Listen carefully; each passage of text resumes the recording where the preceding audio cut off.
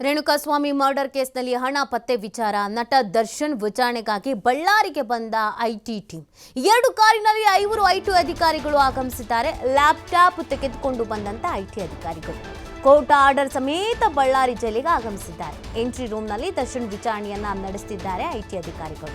Renukaswamy murder ಕೇಸ್ನಲ್ಲಿ ಸಿಕ್ಕ cash ಬಗ್ಗೆ ವಿಚಾರಣೆಯನ್ನ ಮಾಡ್ತಾ ಇದ್ದಾರೆ. ಅಷ್ಟು ದುಡ್ಡು ಕೊಟ್ಟವ್ರು ಯಾರು, ಎಲ್ಲಿಂದ ಬಂತು, ಆ ಹಣಕ್ಕೆ ಯಾಕೆ ಟ್ಯಾಕ್ಸ್ ಕಟ್ಟಿಲ್ಲ, ಅದೆಲ್ಲ ಕೇಳ್ತಾರೆ ಅಲ್ವಾ.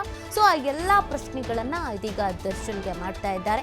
ನಿನ್ನೆ ಅಷ್ಟೇ ಜೈಲಿಗೆ ಬಂದು ವಿಚಾರಣೆಯನ್ನ ಎದುರಿಸೋಕೆ ಟಿಪ್ಸ್ ಅನ್ನ ಕೊಟ್ಟಿದ್ರು ವಕೀಲರು. ಯಾವ ಥರ ವಿಚಾರಣೆಯನ್ನ ನೀವು ಎದುರಿಸಬೇಕು, ನೀವು ಏನು ಹೇಳಬೇಕು, ಅವರವರು ವಕೀಲರು ಅವರಿಗೆ ಏನೇನು ಟಿಪ್ಸ್ ಕೊಟ್ಟಿರ್ತಾರೋ ಆ ಟಿಪ್ಸ್ಗಳನ್ನ ಕೊಟ್ಟಿದ್ರು. ಇವತ್ತು ಆಲ್ರೆಡಿ ಐಟಿ ಅಧಿಕಾರಿಗಳು ಬಂದಿದ್ದಾರೆ. ಲ್ಯಾಪ್ಟಾಪ್ ಅನ್ನು ತೆಗೆದುಕೊಂಡು ಬಂದು ವಿಚಾರಣೆಯನ್ನ ನಡೆಸ್ತಾ ಇದ್ದಾರೆ. ದರ್ಶನ್ ಇರುವಂತ ಸೆಲ್ನಲ್ಲೇ ವಿಚಾರಣೆಗೆ ಒಳಪಡಿಸಿದ್ದಾರೆ. ಈ ರೇಣುಕಾಸ್ವಾಮಿ ಕೊಲೆ ಕೇಸ್ಗೆ ಸಂಬಂಧಪಟ್ಟಂತೆ ಹಣ ಸಿಕ್ಕಿತ್ತು.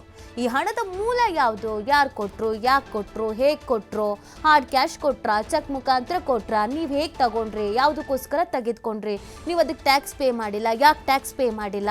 ಸೊ ಇದೆಲ್ಲದ್ರ ಬಗ್ಗೆ ಕೂಡ ಪ್ರಶ್ನೆಯನ್ನ ಮಾಡ್ತಾರೆ. ಯಾಕಂದ್ರೆ ಪೊಲೀಸರು ತನಿಖೆಯ ಸಂದರ್ಭದಲ್ಲಿ ಹಣ ವಶಪಡಿಸ್ಕೊಂಡಿದ್ರಲ್ಲ, ಅದಾದ್ಮೇಲೆ ಐಟಿ ಅಧಿಕಾರಿಗಳಿಗೆ ಮಾಹಿತಿ ಕೊಟ್ಟಿದ್ರು. ನೋಡಿ, ಈ ತರ ಹಣ ಸಿಕ್ಕಿದೆ, ಇದು ನಿಮ್ಮ ಇಲಾಖೆಗೆ ಬರುತ್ತೆ, ನೀವು ತನಿಖೆ ಮಾಡೋದಿದ್ರೆ ತನಿಖೆ ಮಾಡ್ಕೊಳ್ಳಿ ಅಂತ ಹೇಳಿದ್ರು. ಅದರ ಆಧಾರದ ಮೇಲೆ ತನಿಖೆಯನ್ನ ಪ್ರಾರಂಭ ಮಾಡಿರುವಂಥದ್ದು.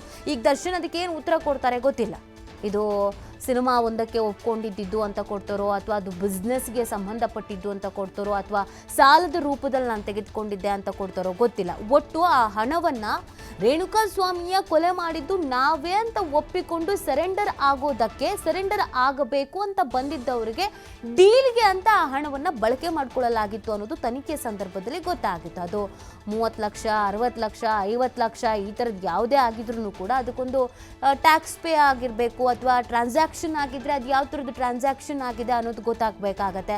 ಹಣದ ಮೂಲ ಪತ್ತೆ ಆಗಬೇಕಲ್ಲ. ಈಗ ದಾಖಲೆಗಳು ದರ್ಶನ್ ಹತ್ರ ಇತ್ತು ಅಂತ ಅಂದರೆ, ಇಲ್ಲ ನಾನು ಯಾರೋ ಪ್ರೊಡ್ಯೂಸರ್ ಹತ್ರ ಇಸ್ಕೊಂಡಿದ್ದೆ, ಮುಂಗಡವಾಗಿ ಇಸ್ಕೊಂಡಿದ್ದೆ, ಯಾವುದೋ ಸಿನಿಮಾ ಪ್ರಾಜೆಕ್ಟ್ ಓಕೆ ಮಾಡ್ಕೊಂಡಿದ್ದೆ, ಅದರಿಂದ ಬಂದಂಥ ಹಣ, ಅದಕ್ಕಾಗಿ ಬಂದಂಥ ಹಣ ಯಾವುದೇ ಆಗಿದ್ರು, ಅಥವಾ ನಾನು ಯಾರೋ ನನ್ನ ಸ್ನೇಹಿತರ ಹತ್ರ ಸಾಲ ಪಡ್ಕೊಂಡಿದ್ದೆ, ಯಾವುದೇ ಆಗಿದ್ರು ಕೂಡ ಅದಕ್ಕೊಂದು ಡಾಕ್ಯುಮೆಂಟ್ ಅನ್ನೋದು ಬೇಕಾಗತ್ತೆ. ಅವ್ರು ಹೇಗೆ ಕೊಟ್ಟರು, ಯಾವಾಗ ಕೊಟ್ಟರು, ಆ ಹಣದ ಮೂಲ ಏನು, ಎಲ್ಲವೂ ಕೂಡ ಗೊತ್ತಾಗಬೇಕಾಗತ್ತೆ. ಆ ನಿಟ್ಟಿನಲ್ಲಿ ತನಿಖೆಯನ್ನು ನಡೆಸ್ತಾ ಇದ್ದಾರೆ. ದರ್ಶನ್ ನಿವಾಸದ ಮೇಲೂ ಕೂಡ ರೇಡ್ ಮಾಡುವಂಥ ಸಾಧ್ಯತೆ ಇದೆ ಅನ್ನೋದು ಗೊತ್ತಾಗ್ತಾ ಇದೆ. ಹಾಗೇನಾದರೂ ಆದರೆ ಅವ್ರ ನಿವಾಸದ ಮೇಲೂ ಕೂಡ ರೇಡ್ ಮಾಡಲಾಗುತ್ತೆ. ಒಟ್ಟಿನಲ್ಲಿ ದರ್ಶನ್ಗೆ ಸಂಕಷ್ಟದ ಮೇಲೆ ಸಂಕಷ್ಟ. ಆಲ್ರೆಡಿ ಒಂದು ಕೊಲೆ ಪ್ರಕರಣವನ್ನು ಎದುರಿಸ್ತಾ ಇದ್ದಾರೆ. ಅದರ ಬೆನ್ನಲ್ಲೇ ಇದೀಗ ಐಟಿ ದಾಳಿ ಕೂಡ, ಐಟಿ ಅಧಿಕಾರಿಗಳಿಂದಲೂ ಕೂಡ ತನಿಖೆಯನ್ನು ನಡೆಸ್ತಾ ಇರುವಂಥದ್ದು. ತನಿಖೆಯ ಸಂದರ್ಭದಲ್ಲಿ ದರ್ಶನ್ ಏನು ಹೇಳ್ತಾರೆ, ಆ ಉತ್ತರ ಸಮಂಜಸವಾಗಿದೆಯಾ, ಆ ಉತ್ತರ ಸೂಕ್ತವಾಗಿದೆಯಾ, ಆ ಉತ್ತರ ಕಾನೂನುಬದ್ಧವಾಗಿದೆಯಾ, ಅದೆಲ್ಲವನ್ನೂ ಕೂಡ ಅಧಿಕಾರಿಗಳು ಚೆಕ್ ಮಾಡ್ತಾರೆ. ಒಂದು ವೇಳೆ ಅದು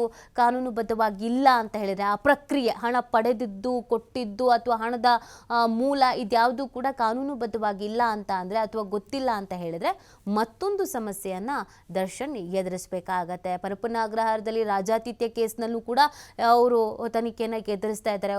ಒಂದು ಕೇಸ್ನಲ್ಲಿ ಒಳಗಡೆ ಹೋಗಿದ್ದು ದರ್ಶನ್, ಬಟ್ ಈಗ 3-4 ಕೇಸ್ಗಳನ್ನು ಎದುರಿಸುವಂಥ ಪರಿಸ್ಥಿತಿ ಈಗ ಎದುರಾಗಿದೆ. ಇವತ್ತು ಅದೇ ರೀತಿಯಾಗಿ ಐಟಿ ಅಧಿಕಾರಿಗಳು ಸಾಕಷ್ಟು ಪ್ರಶ್ನೆಗಳನ್ನು ಮಾಡ್ತಾರೆ. ಅದೆಲ್ಲದಕ್ಕೂ ದರ್ಶನ್ ಉತ್ತರವನ್ನು ಕೊಡಬೇಕಾಗತ್ತೆ.